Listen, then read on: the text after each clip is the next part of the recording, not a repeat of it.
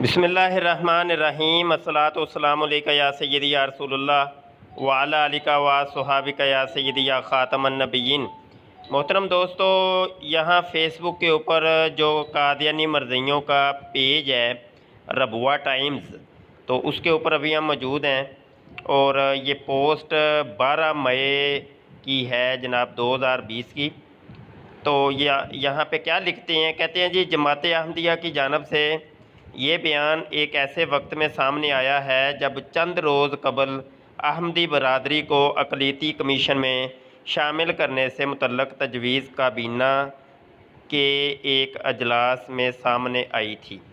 اب یہ نیچے تصویر ہے، یہ سلیم الدین کی تصویر ہے، اور یہ سلیم الدین کون ہے جی؟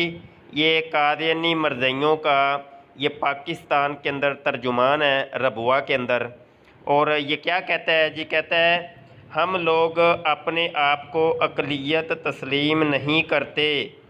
آئین پاکستان کی وہ شق جس میں احمدیوں کو غیر مسلم قرار دیا گیا ہے، ہم اس کو تسلیم نہیں کرتے۔ لیں جی، ساری حقیقت سامنے آ گئی، کھل کے سامنے آ گئی۔ اب اس سے بڑا ثبوت اور پروف کیا چاہیے ہماری پاکستان گورنمنٹ کو؟ اور یہ دیکھیں 1974 کے آئین کو کھلا جناب اس بغاوت کر رہے ہیں یہ قادیانی مرزئی، پاکستان کے قادیانی مرزئی بغاوت کر رہے ہیں، اور وہ اعلان کہتے ہیں کہ ہم جناب پاکستان کے قانون کو جوتے کی نوک پہ رکھتے ہیں، ہم اس کو کچھ نہیں سمجھتے، ہمیں پاکستان کا قانون نہیں چاہیے، ہم پاکستان کے قانون کو نہیں مانتے، ہم پاکستان کے آئین کو نہیں مانتے، پاکستان کے آئین کو تسلیم نہیں کرتے۔ یہ قادیانی مرزئی کہہ رہے ہیں۔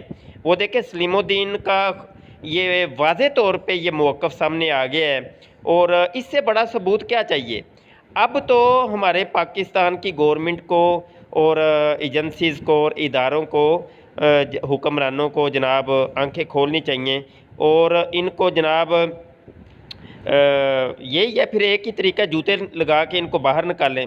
یہ ربوہ کے اندر باقاعدہ طور پہ ان کو جو آزادی دی ہوئی ہے، یہ ان لوگوں نے ریاست کے اندر ریاست بنائی ہوئی ہے، اور یہ منی اسرائیل جو ہے نا پاکستان کے اندر قائم ہے، اور یہ دیکھیں کس طریقے سے بغاوت کر رہے ہیں، اور قادیانی مرزیوں کو بغاوت کے اوپر ابھار رہے ہیں۔ اور یہ تمام قادیانی مرزئی امت کو ان لوگوں نے، یہ سلیم الدین نے یہ پیغام دیا ہے کہ پاکستان کے قانون کو تم نے ماننا نہیں ہے، بالکل نہیں ماننا۔ تو یہ دیکھیں، یہ اس سے بڑی بغاوت کون سی ہو سکتی ہے؟ تو یہ آپ کے سامنے ہے جناب، تمام حقائق آپ کے سامنے ہیں۔ ہمارا کام تھا حقائق کو دکھانا، آگے اس پر عمل داری ہوتی ہے یا نہیں ہوتی وہ پھر اب حکمران جانے اور ان کا کام جانے۔ ہمارا کام جو تھا وہ ہم نے سر انجام دے دیا۔ اگرچہ بت ہیں جماعت کی آستینوں میں، مجھے ہے حکم اذاں لا الہ الا اللہ۔ بہت شکریہ جی، دعا گو رہیے گا۔ السلام علیکم ورحمۃ اللہ وبرکاتہ۔